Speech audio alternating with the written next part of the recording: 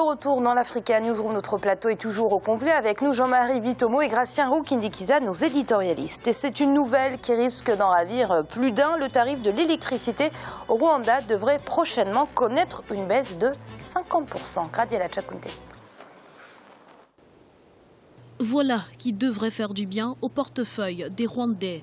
Au terme de la révision en cours, le tarif de l'électricité devrait enregistrer une baisse à hauteur de 50%. Ceci grâce à la mise à contribution de nouvelles centrales, une tourbe et une autre hydroélectrique d'une capacité de 80 MW chacune. Nous avons significativement accru la capacité de génération d'électricité. Il nous reste donc à rendre cette électricité abordable pour les consommateurs domestiques et les industriels.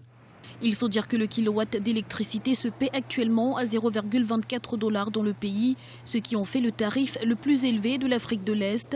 La diversification des sources de fourniture électrique ainsi que la réduction de la part des centrales thermiques à fioul, particulièrement coûteuses, s'est donc imposée. Depuis 2015 ou un peu plus avant, il y a eu diversification de sources d'énergie.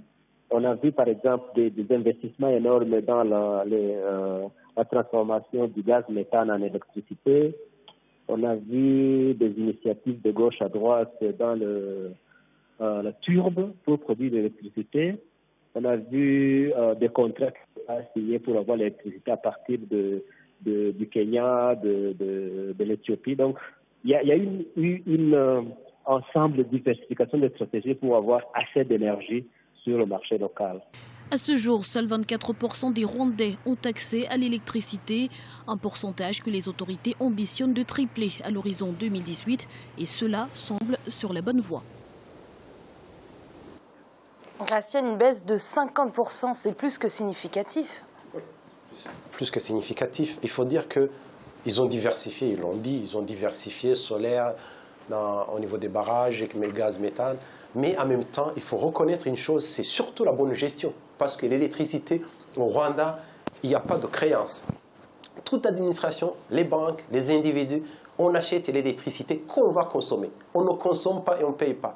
J'ai des doutes même, je n'ai pas beaucoup de confirmations, je n'ai pas eu de confirmation. Même à la présidence, je pense qu'ils pourraient, ils achètent de l'électricité. Je n'ai pas encore de confirmation. Mais au niveau de l'administration, on doit acheter. Ce qui fait que sans créance, il y a une bonne gestion de l'électricité en soi.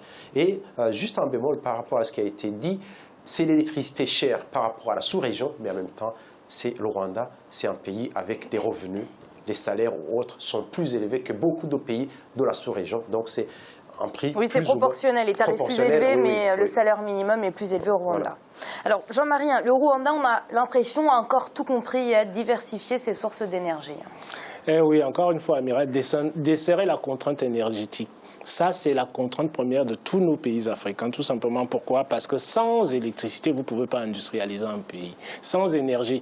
Et le Rwanda me fait penser un peu au Japon. C'est-à-dire, on a l'impression que les pays dans lesquels vous avez une raréfaction de matières premières, les gens dans ce pays-là mettent en place des stratégies, si vous voulez, beaucoup plus dynamiques et beaucoup plus opérationnelles que dans les pays qui sont pourvus de ces matières premières-là en tant que telles. C'est un peu comme quand je regarde au plan international, le Japon. Le Japon, si vous voulez, n'a pratiquement pas de matières premières en tant que telle. Mais vous avez la population qui est tellement industrieuse à un point tel que le Japon a réussi, si vous voulez, à être une des premières puissances économiques mondiales sans rien détenir, tout simplement. Pourquoi? Parce qu'on fait travailler l'essentiel, à savoir l'homme, l'individu, la réflexion et surtout la mise en place, si vous voulez, des stratégies qui sont prises en amont, dont le Rwanda ne fait que, si vous voulez, récolter les fruits de ces stratégies-là qui sont très très efficientes dans leur mise en place dans l'économie du pays. Gratien, pour autant, l'électrification de tout le pays reste encore un défi au Rwanda. Oui, il reste un défi, mais ce qui est étonnant, c'est quand on voyage au Rwanda, on voit même des villages qui ont déjà l'électricité. On commence à mettre des unités, que ce soit solaire aussi. On achemine de plus en plus.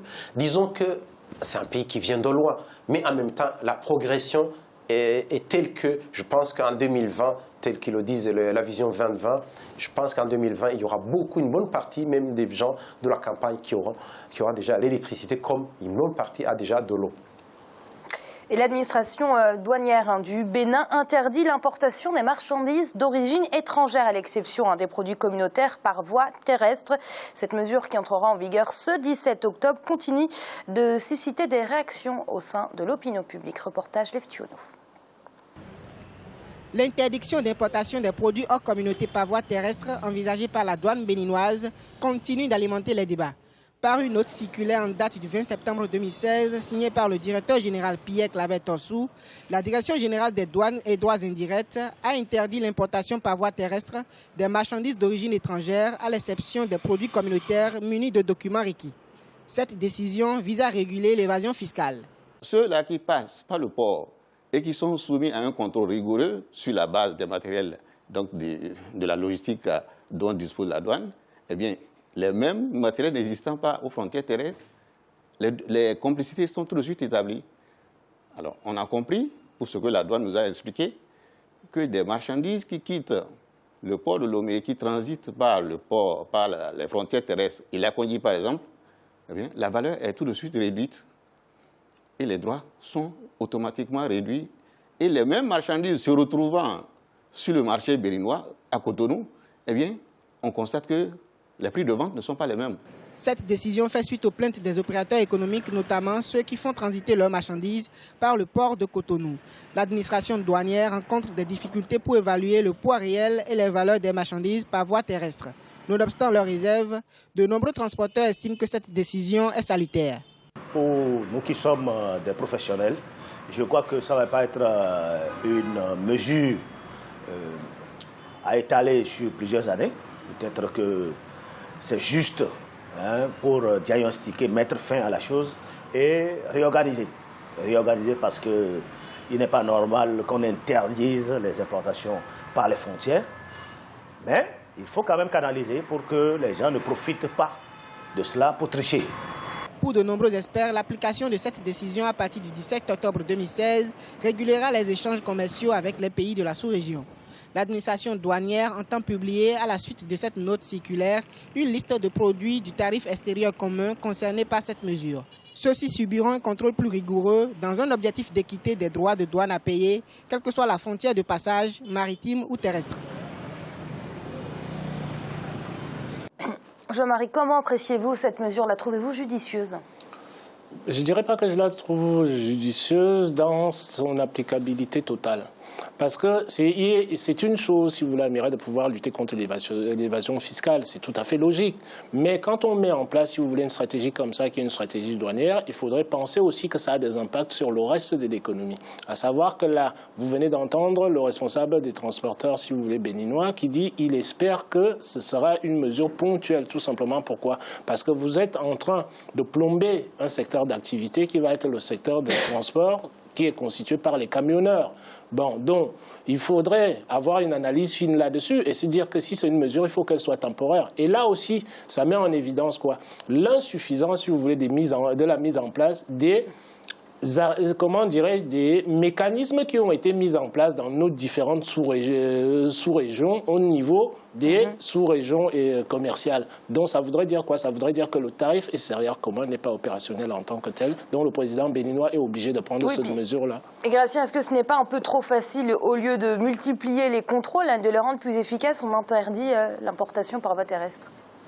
Oui, c'est une mesure facile à prendre, mais en même temps, il faut dire que ça pénalisait beaucoup, même le port du Bénin pouvait être pénalisé par le port de Lomé et éventuellement aussi par tout ce qui passe par le Nigeria.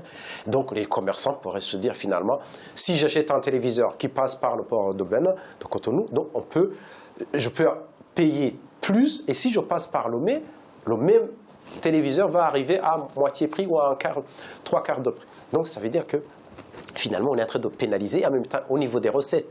Je pense qu'à un certain moment, il faut prendre une mesure radicale, arrêter, mais essayer de réfléchir, rechercher depuis de la mois à la va, voir tout, pourquoi ça peut se passer comme ça, pourquoi il y a ces problèmes, et voir avec ces pays et s'entendre sur la façon de faire. S'il faut avoir des douaniers béninois au Togo ou au Nigeria, il faudra y arriver, il faudra le faire. Mais Jean-Marie, est-ce que ça va vraiment permettre de réguler l'évasion fiscale ? Si, ça peut permettre de réguler l'évasion fiscale, Amira, tout simplement pourquoi? Parce que les marchandises destinées au marché, c'est-à-dire béninois, seront directement débarquées à Cotonou. Ce sera plus débarqué à travers des ports tiers dans lesquels, si vous voulez, une fois que la marchandise est débarquée, les taxes, droits de douane, tout ça, c'est payé au port d'entrée. Sauf que, si vous voulez, à partir de ce port d'entrée-là, vous n'avez pas, si vous voulez, de contrôle frontalier efficace qui permette, comment dirais-je, de réévaluer, c'est-à-dire les taxes douanières à appliquer aux marchandises qui ont été débarquées sur les ports tiers à côté de Cotonou. Donc, effectivement, c'est pour ça que j'ai parlé d'évasion fiscale là tout à l'heure. Ça veut dire que, fiscalement, au niveau du port de Cotonou, vous avez l'État béninois qui perd des recettes très très importante, tout simplement pourquoi? Parce que vous avez des opérateurs économiques qui ont déjà fait leur calcul économique, tout à fait logique. Et c'est à l'État maintenant aussi de faire son calcul. Moi, je comprends sa réaction ici, là, quelque part, de refaire son calcul et se dire que ça nous coûte tant en termes de recettes douanières chaque année. Donc, à partir de là, tous les opérateurs économiques qui veulent vendre leurs marchandises sur le territoire béninois n'ont qu'à les faire entrer par le port de Cotonou. Et c'est tout à fait logique. Et on va passer aux chiffres du jour. Messieurs, on a le temps ce soir, c'est rare. En 2015, la production agricole du Sénégal a tourné autour de 5 millions de tonnes. C'est en tout cas ce qu'a révélé le rapport provisoire de la revue conjointe du secteur agricole. Gracia, une réaction ? Bon, il y a plusieurs facteurs. C'est une bonne chose d'abord pour le Sénégal. Et en même temps, c'est que le programme qu'ils ont appelé un programme de relance et d'accélération agricole a donné ses fruits. Et il faut aussi saluer la nature parce qu'il y a eu beaucoup de pluie en cette période. Et il y a pas mal de politiques aussi au niveau des intrants, au niveau des engrais chimiques qui ont été, disons, introduits dans le pays. Donc il y a un bon financement dans ce secteur et une certaine mécanisation pour certains paysans. Donc il faut le saluer, c'est une évolution. Moi j'aimerais bien qu'ils évoluent aussi, qu'ils continuent à évoluer, non pas jusqu'à ce qu'ils suppriment carrément. Je suis partisan de l'absence des engrais chimiques pour passer à autre chose. Jean-Marie, une réaction, 5 millions de tonnes en 2015 ? 5 millions de tonnes, c'est-à-dire le Sénégal, dans le plan Sénégal émergent. Dans le plan Sénégal émergent, le Sénégal, c'est-à-dire, comment dirais-je, on fait des efforts, pour aller dans le domaine agricole. On sait très très bien qu'à plusieurs reprises sur ce plateau, on sait qu'au niveau agricole, vous avez le riz et les arachides qui sont des productions, si vous voulez, phares du Sénégal.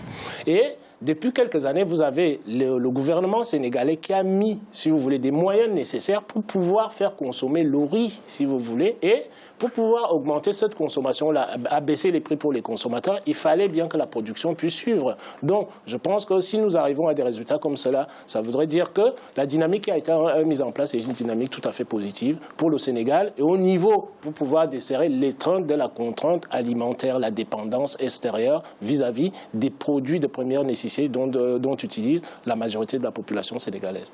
Merci Jean-Marie. Merci Amira, bonsoir à tous nos téléspectateurs et toutes nos téléspectatrices. Et celle d'Alfred également. Et d'Alfred, effectivement. Merci à vous, Gratien. Merci Amira, bonsoir à tous. Et vous l'aurez compris, c'est la fin de cette émission, mais l'African Newsroom, ce n'est jamais fini. On se retrouve demain pour une nouvelle émission consacrée à la Guinée.